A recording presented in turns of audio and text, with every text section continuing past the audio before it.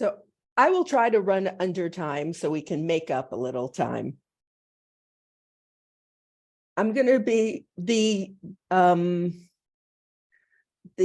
public minutes of the meeting of October 2022 of the RDA Steering Committee won't be available for a while. So I'm going to give you a short rundown on what happened and where we go from here. The meeting was held over the course of 2 weeks.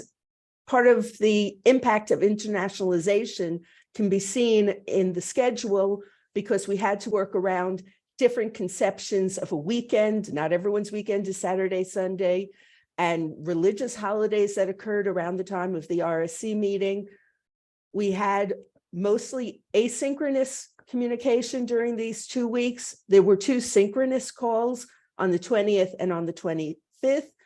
Observers were invited to join us on the 20th. We only had 12 registered observers, and of those, only 8 attended. And what I felt was a little bit of what missing out was that only 2 people registered from EURIG and only 1 of them actually attended. So the next time there's a public meeting, please do join us. I know the times were horrible for EURIG, but there was some really important information.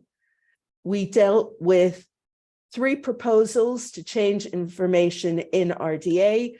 And here's where I would love to thank the editorial committee, which really helped me put together the response that was officially from EURIG.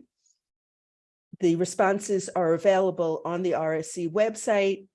Also, we'll be putting up the slideshow and all the other slideshows after today, and there are links in the presentation to all of the documents.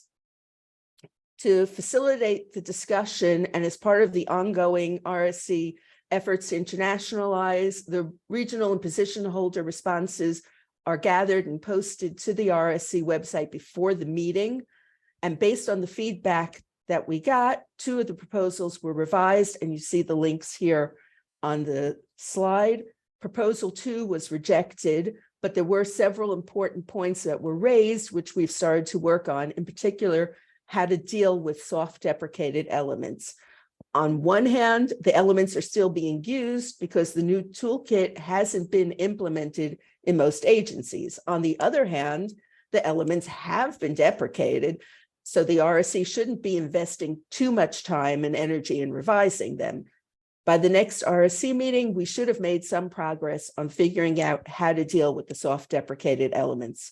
Proposal 3 was eventually approved after the revision, and Proposal 4 was approved with some changes in wording, which reflect languages other than English and the way jurisdictions are organized outside of the Anglo-American world.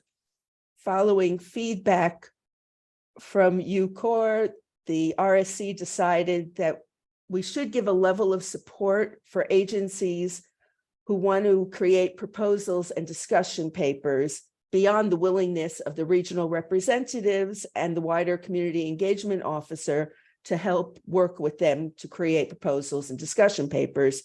So keep an eye out.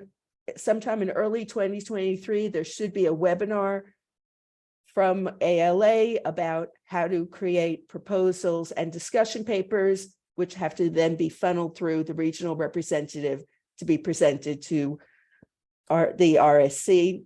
And a point I'd like to emphasize for representatives of member institutions in EURIG, sometimes you'll send me feedback in response to a specific proposal, and you won't see that feedback in the eventual official response, because sometimes I see that it's either not exactly appropriate or it's a broader question than that proposal, and then I will bring it up to the RSC in a different context. That's what happened with UCOR's discussion of bottom-up, top-down development of RDA.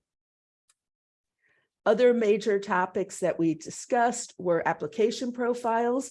Since the application profile working group was thanked and disbanded, further work on application profiles will be at the individual agency level, national level, and regional level. The DACH community shared with us a demonstration of what they demonstrated here, but slightly more in depth. We also discussed the community resources, which Alan talked about a little before, and the way that we see the future going forward for communities to submit information, which is going to be very important for EURIG going forward. And there's a link here to the official announcement on the RDA site. Elisa C., the Education and Orientation Officer of the RSC, who spent a year interviewing fellow cataloging and metadata instructors, prepared a report and recommendations for how to teach the new RDA in library classrooms. The report will be made public soon, and I'm really happy that I got, as an RSC member, a sneak peek, because I've already started to implement the recommendations in my classroom, and it's been a great success. The final major discussion point was the RSC action plan for the coming years, and that's where we really focused in on the feedback from UCOR about development coming from the agencies, which is something that had stopped while we were working on 3R, and now is going to be restarting.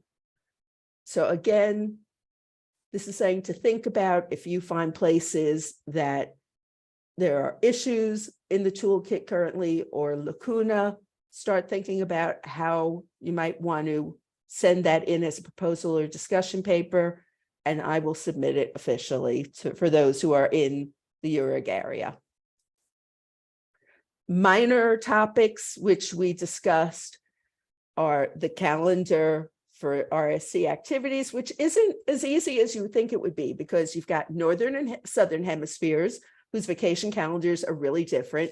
You've got different religious holidays, and something that's particularly important to us in EURIG is allowing enough lead time between the submission of proposals or discussion papers and when the RSC will discuss it, so that our members can go back to their own agencies and discuss it. Sometimes, as Renata has said often in the past, people will need to translate it for internal discussions, write a response, translate it back into English to submit it, and we need to allow time for that. Another short discussion was the RDA strategic plan, which will now be a plan for RDA as a whole, shared between the RDA board and the RSC. The board is meeting next month, and hopefully we'll be working towards that plan soon after, but until there's a new strategic plan, the current one will remain in effect. And the final discussion was how to archive RSC materials, which is particularly relevant as we approach the end of 2022 because of the changeover of 3 key positions: the chair, the secretary, and the head of the translation working group, which were all North American people who were holding those positions, are now going to be EURIG region people. So we need to archive the old and bring the new up to speed. And I'm sure you'll all join me in wishing our EURIG colleagues the best of luck in stepping into these important positions. They bring with them a wealth of experience, and coming from our region, they bring that extra bit of knowledge, which is so crucial to fulfilling RDA's strategic goal of internationalization. But the main source of knowledge to meet the goal of internationalization, and the even more important goal of developing RDA to serve us now and into the future, is all of you. If you have an idea for a proposal or for a discussion paper, or even a fast track to make a small change to the toolkit, hit me up. Let's work together and translate our knowledge and experience into a better RDA. If you want to look at the operations documents, which tell you the basics of creating proposals and discussion papers, they're both linked on this slide. If you have any questions, comments, suggestions, I know our time here is relatively short. Feel free to hit me up by email, by WhatsApp, on Twitter while it still exists. I'm pretty much available 24/6, and I would love to hear from you.